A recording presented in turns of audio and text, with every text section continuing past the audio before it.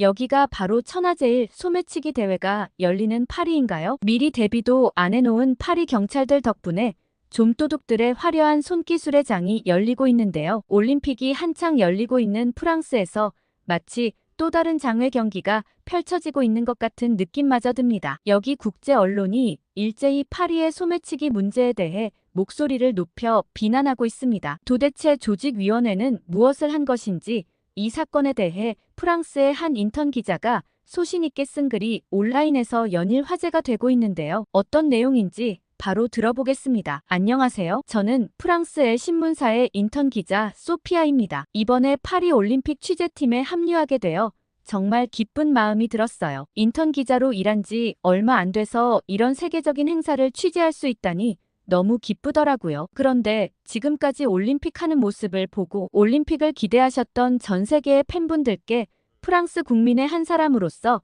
죄송하다는 말씀을 드리고 싶어요. 정말 실망스러운 모습이 연일 이어지면서 부끄럽다는 말밖에 나오질 않는 것 같아요. 아무튼 사과의 말씀을 먼저 드리고 제 이야기를 시작해 볼게요. 저는 이번 올림픽 취재를 정말 기대했었는데 그건 스포츠 경기 때문이 아니었어요. 프랑스 선수들을 보기 위해서가 아닌 바로 한국 선수들을 가까이서 만나보고 싶었기 때문이죠. 저는 오래전부터 한국 문화의 열렬한 팬이었어요. 특히 K-팝에 푹 빠져 있는데 요즘 최고로 좋아하는 그룹이 바로 투모로우 바이 투모로우예요. 하이브에서 새로 데뷔한 그룹인데 이 그룹의 음악을 들으면 힘든 일도 잊게 되더라고요. 물론 BTS도 훌륭한 그룹이죠. 한국 노래의 특징은 굉장히 신나고 위로가 되는 음악들이 많더라고요. 아무튼 저는 한국 음악에 대한 관심을 가지기 시작하면서 저의 관심 영역은 점점 확대되었어요. 아무래도 기자인 만큼 사회 문제나 스포츠 영역에도 관심을 가지기 시작했죠. 그런데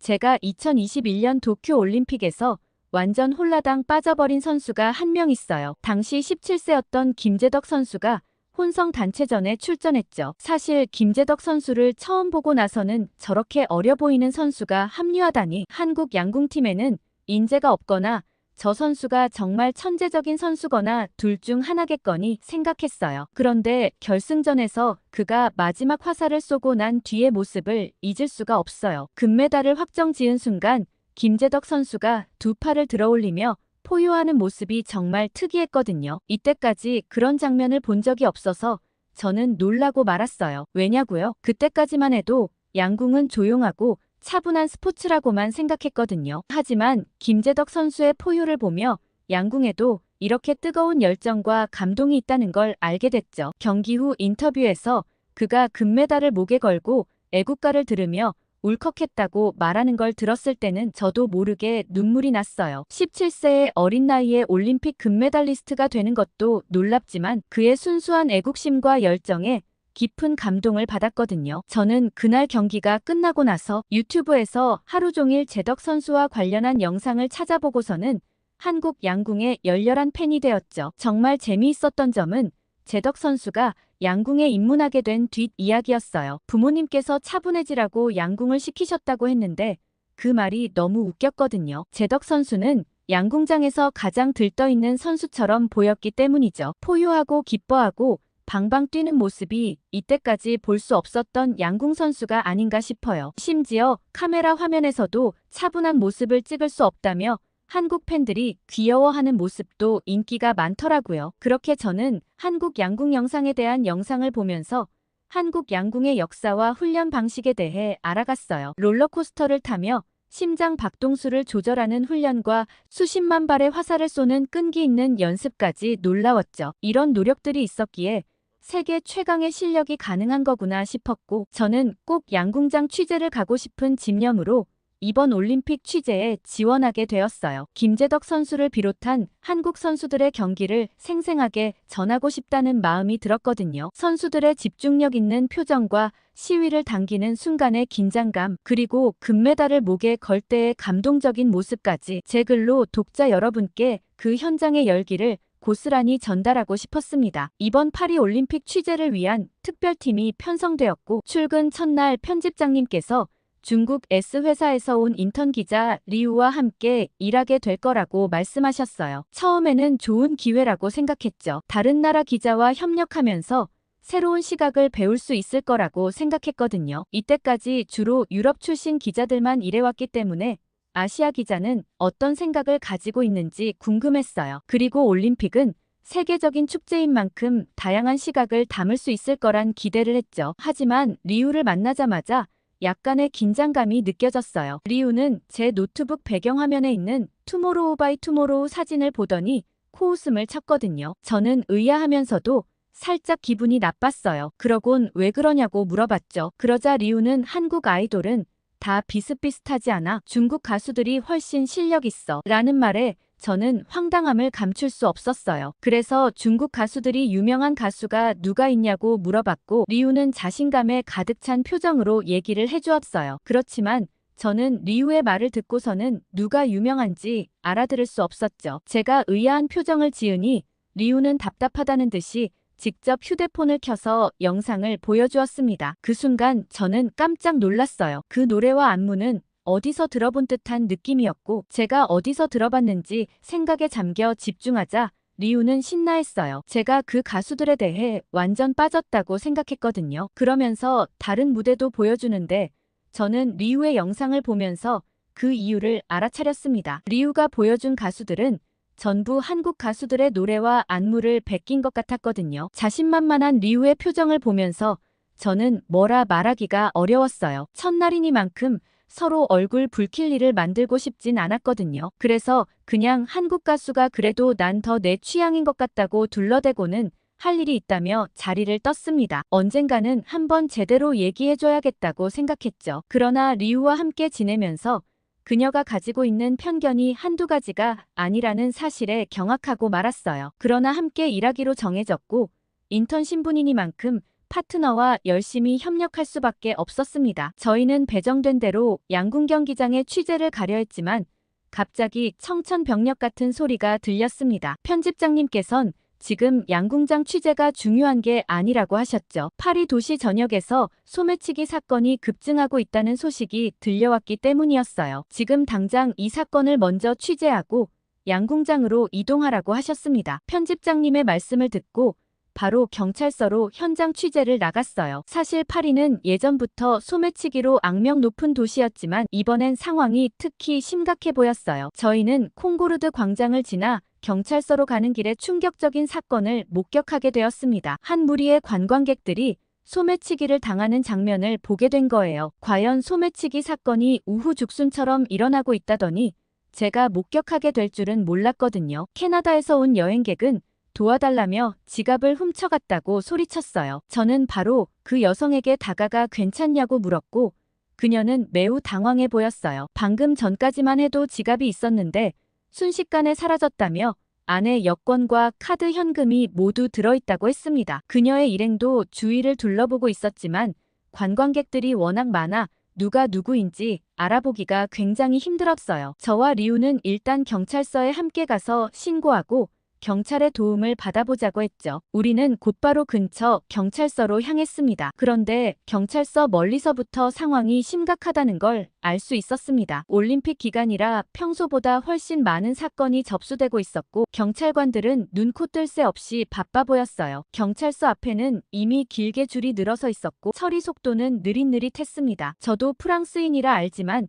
사실 프랑스는 이런 행정 처리 속도가 굉장히 느리거든요. 여기서 종이로 서류를 다 적어 작성해야 하고 작성하고 나서도 일 처리에 한참 걸릴 게 분명했어요. 그런데 캐나다 여성의 얘기를 듣고 저는 머리가 아파왔습니다. 당장 내일 저녁 출국이라 어떻게든 여권을 찾아야만 한다고 했어요. 아무래도 급한 사건을 먼저 처리해줘야 하는 거 아닐까 싶었지만 이미 밀려드는 업무로 경찰서는 마비 직전처럼 보였습니다. 경찰관들은 하루에만 100건이 넘는 사건들이 접수되고 있다며 지친 표정을 지었습니다. 광장 근처 작은 경찰서에도 100건 넘는 사건이 접수되고 있다는 말을 듣고서 파리 전역으로 따지면 범죄 규모가 어마어마하다고 생각했어요. 이건 단순 소매치기의 경범죄라고 보기에는 피해 규모가 매우 클 거라는 생각이 들었죠. 파리 올림픽을 계기로 유럽의 모든 소매치기들이 모인 거 아닐까 싶었습니다. 아니나 다를까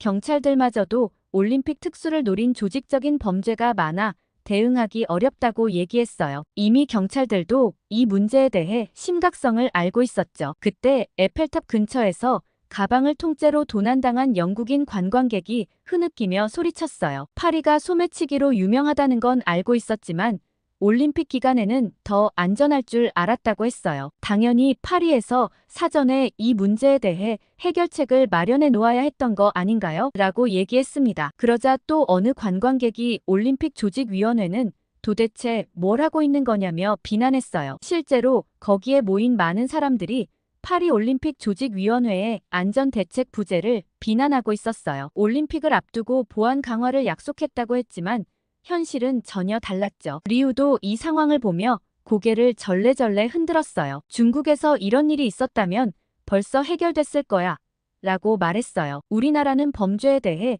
훨씬 더 엄격하게 대처하거든. 저는 리우의 말을 듣고 중국에서는 어떻게 엄격하게 대처하길래 이런 말을 할 수 있는 것인가 궁금했습니다. 그렇게 파리 경찰서는 아비규환의 현장이나 다름없었습니다. 그때 뜻밖의 인물들이 나타났습니다. 바로 한국 경찰이었어요. 파리가 한국 경찰에 협조 요청을 보내 올림픽 기간 동안 국제경찰 교류 프로그램의 일환으로 파리에 와 있다는 말을 들었는데 그 사람들인 것 같았어요. 한국 경찰들은 일사불란하게 사람들을 분류하기 시작했어요. 당장 급하게 일 처리를 해야 하는 사람들과 어느 정도 여유가 있는 사람들로 나누었습니다. 그리고는 태블릿 PC에 사건을 빠르게 기록해 나갔죠. 그리고는 캐나다 여성의 차례가 되었을 때 유창한 영어로 상황 설명을 들었습니다. 한국 경찰이었던 아준씨는 당장 내일 출국이라는 얘기를 듣고 우선 처리해드려야겠다며 즉시 행동에 나섰습니다. 바로 프랑스 경찰들과 신속하게 협의를 마치고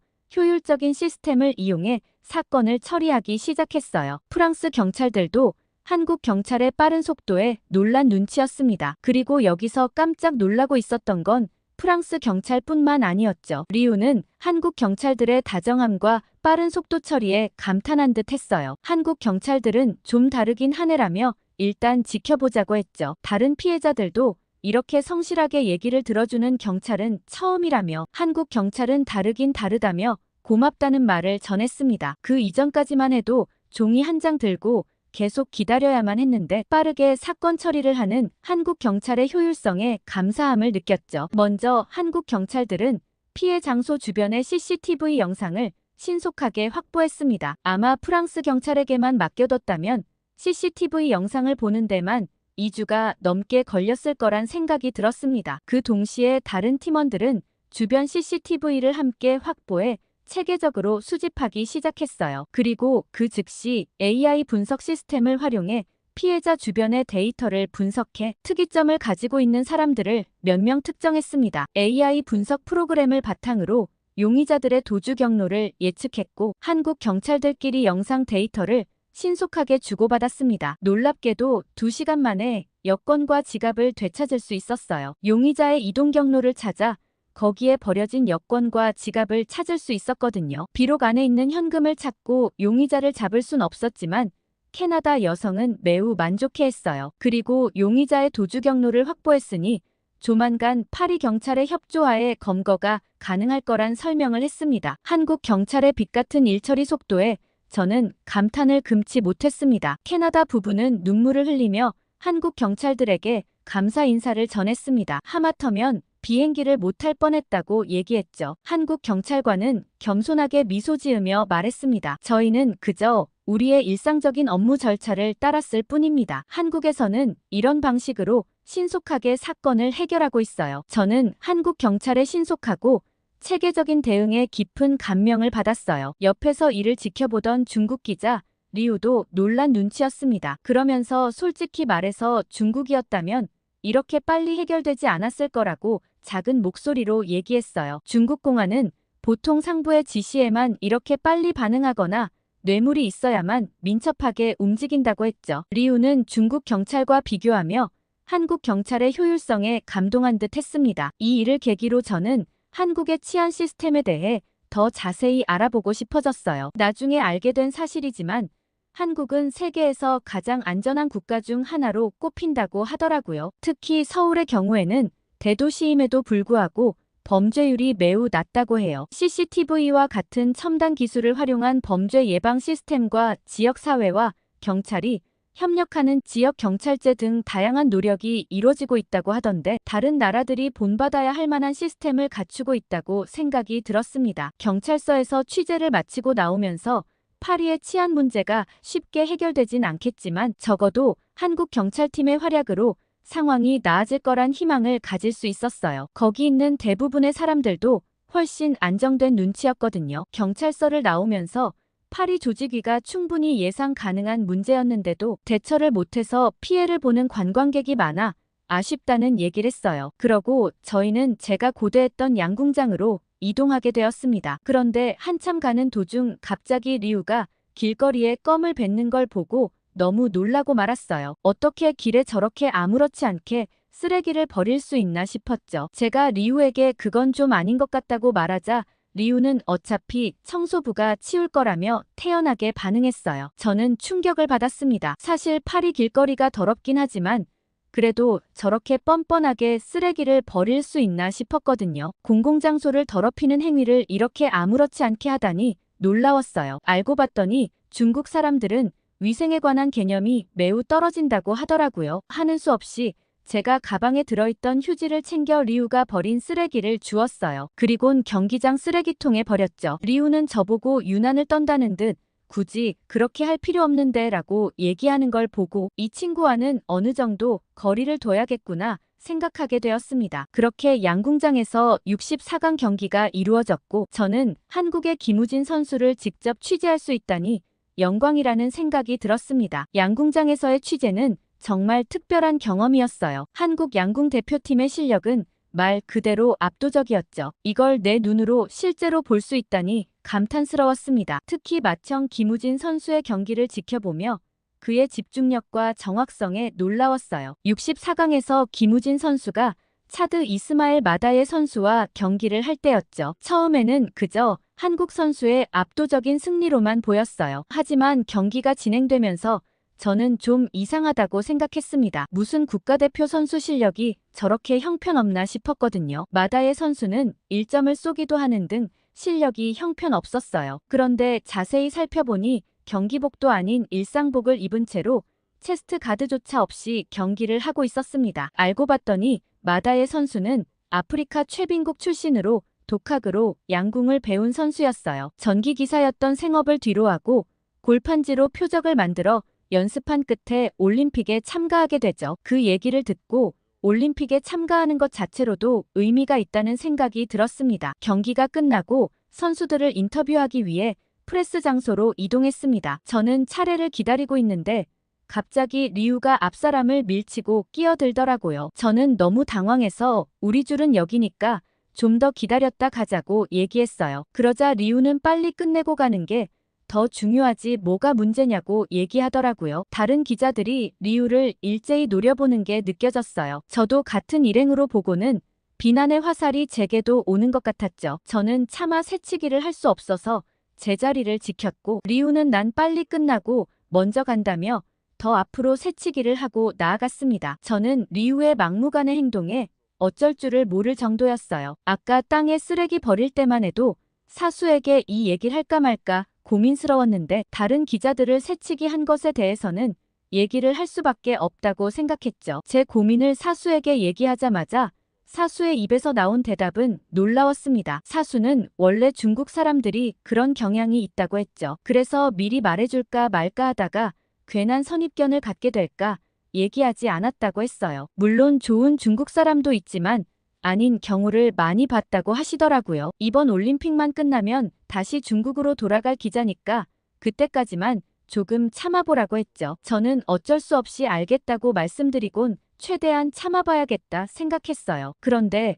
어제 김우진 선수와 64강 경기가 있은 다음 날 인터넷을 뜨겁게 달구는 화제의 사건이 한 가지 생겼습니다. 경기 후 한국 네티즌들의 반응에 저는 깜짝 놀랐거든요. 바로 마다예 선수의 인스타그램에 한국 사람들이 따뜻한 응원 메시지를 가득 보냈던 거였어요. 당신은 훌륭한 양궁 선수예요. 우리는 당신을 응원해요. 다음 올림픽에서 만나길 바랄게요.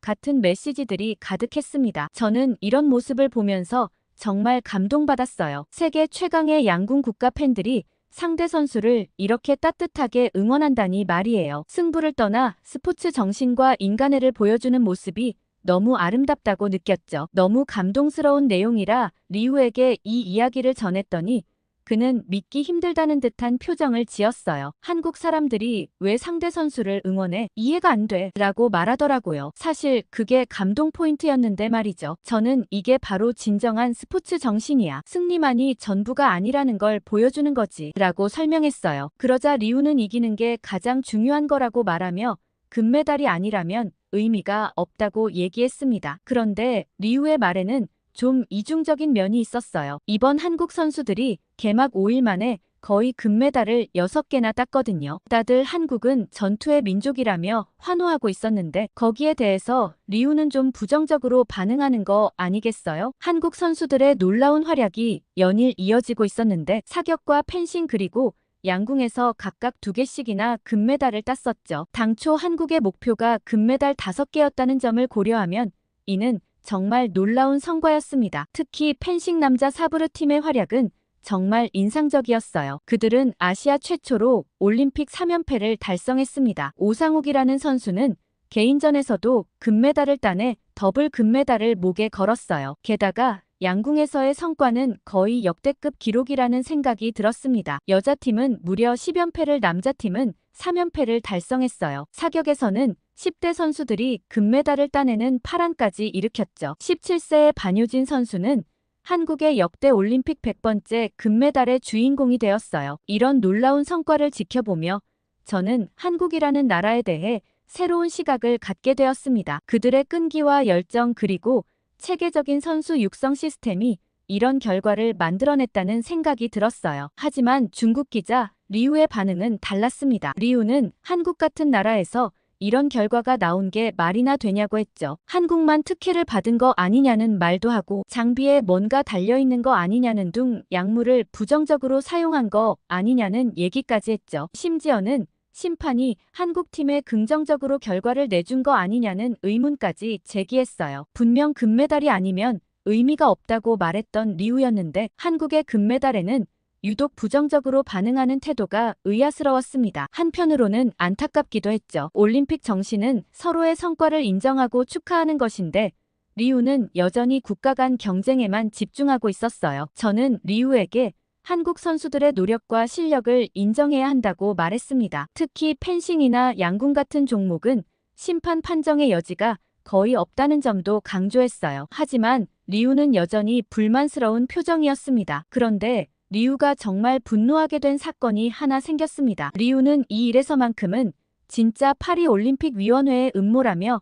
길길이 날뛰었죠. 바로 세계 랭킹 1위 왕추친 선수의 패배 소식이었습니다. 리우는 현장에서 그 이야기를 듣자마자 이건 분명 음모가 있다며 격앙된 모습을 보였어요. 리우의 눈빛은 분노로 가득 차 있었고 목소리는 떨리고 있었습니다. 리우는 왕추친 선수의 패배가 단순한 실력 차이가 아니라고 주장했습니다. 그 경기 바로 전날 왕추친 선수의 라켓이 기자들에 의해 파손되었는데 리우는 이것이 상대 선수가 왕추친 선수를 이기기 위해 고의로 기자들을 보낸 결과라고 강하게 주장했죠. 리우는 이런 비열한 방법을 쓴 것은 실력으로는 이길 수 없다는 것을 알았기 때문이라고 말했습니다. 리우의 얼굴은 분노로 붉게 달아올라 있었고 리우의 말 한마디 한마디에는 격분이 묻어났습니다. 저는 왕추진 선수 본인이 자신의 실력 부족으로 패했다고 인정했다는 사실을 언급했습니다. 하지만 리우는 그런 말은 예의상 하는 것일 뿐이라며 일축했어요. 리우는 라켓 때문에 왕추친 선수가